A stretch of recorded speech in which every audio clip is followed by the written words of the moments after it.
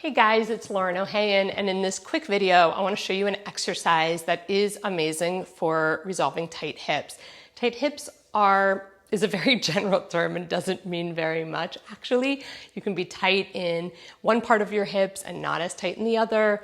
Tight is also a sensation and doesn't really describe what's happening at the level of the joint and muscle. However, what a lot of people feel as tight hips could happen in a position like this. So I want you guys to do a before and after with what we're about to do today. So if you do a pose like child's pose and you feel a lot of constriction in your hips, like your body only gets to about here, something feels like it's tight, or you lie on your back and you pull your knee to your chest and your knee can barely get a little bit past 90 degrees without having to really, your pelvis would tuck, but like really yank your knee in.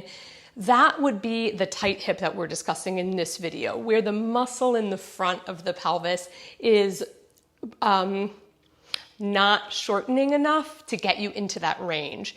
And where this is a problem for prolapse and pelvic floor dysfunction and core dysfunction is when our hip is lacking that range of motion, it's generally also very much limiting pelvic mobility. And the pelvic floor muscles cannot be treated like they live in some isolated island all by themselves. They work within the entire ecosystem of their community, and the pelvis is the bowl that they live in, and the legs directly affect, and the legs and the hips are directly affecting the integrity of those muscles. So people are often really spot treating their pelvic floor muscles or their core, and they're doing a lot of crunches for their core or dead bugs and a lot of Kegels for their pelvic floor, but that's a really outdated model because it's spot treating as if those structures just live isolated on some island and are not affected by the greater community. They are affected by the greater community. So try this exercise. After you do one side, I want you to take a walk around your house or wherever you are and see if that one hip that you did feels different.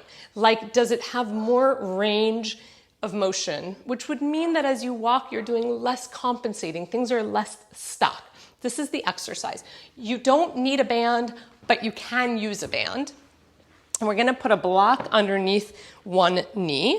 Okay, so if you don't have a block, you can use a pile of blankets, that's fine too. Actually, sorry, you're gonna get both of your legs inside your band. Set the band actually around both of my thighs. Yep, and then I'm gonna slide the band down so it's underneath my left shin. So I'm standing on my right knee. I've got a little stool here just to help me with balance. This hip is gonna be slightly higher, this left hip, but I wanna think about dropping it down just a little bit. So I can put my left hand here just for that kinesthetic reminder of like, oh, you don't have to hike up. And then I'm going to exhale, feel my lower abdominals contract so that I don't bulge into my lower abdominals. And what I want you to do is exhale and lift that left knee off the floor an inch. You don't have to lift it up so high. The higher is not, the more high is not the more better.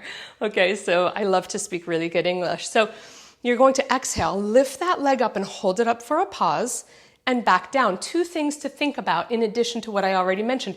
As that leg comes up, you shouldn't have to do anything in your body to get it there. You shouldn't have to hike your hip a lot to get it there. And you shouldn't feel like you're using momentum.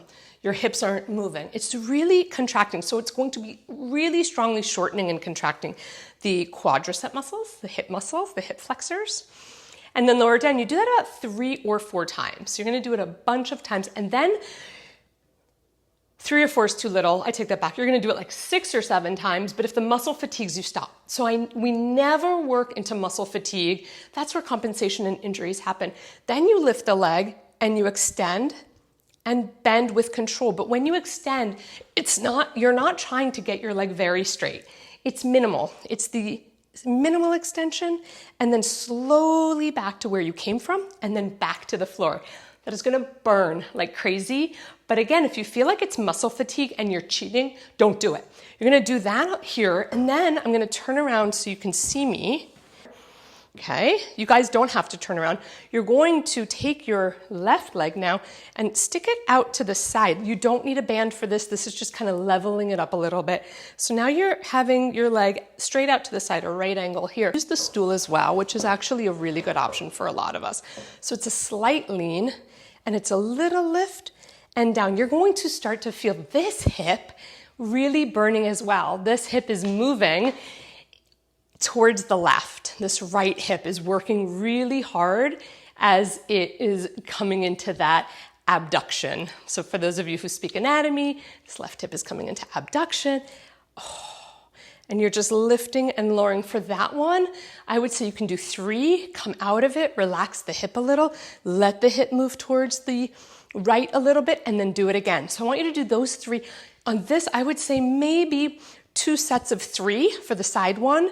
And then for the front one, you can do definitely 2 sets of about 5 or 6, and then 2 sets where you extend the leg. And then I want you to do your test. Do a child's pose, bring your knee to your chest, and then take a walk. And I want you to respond in the comments if you feel the difference.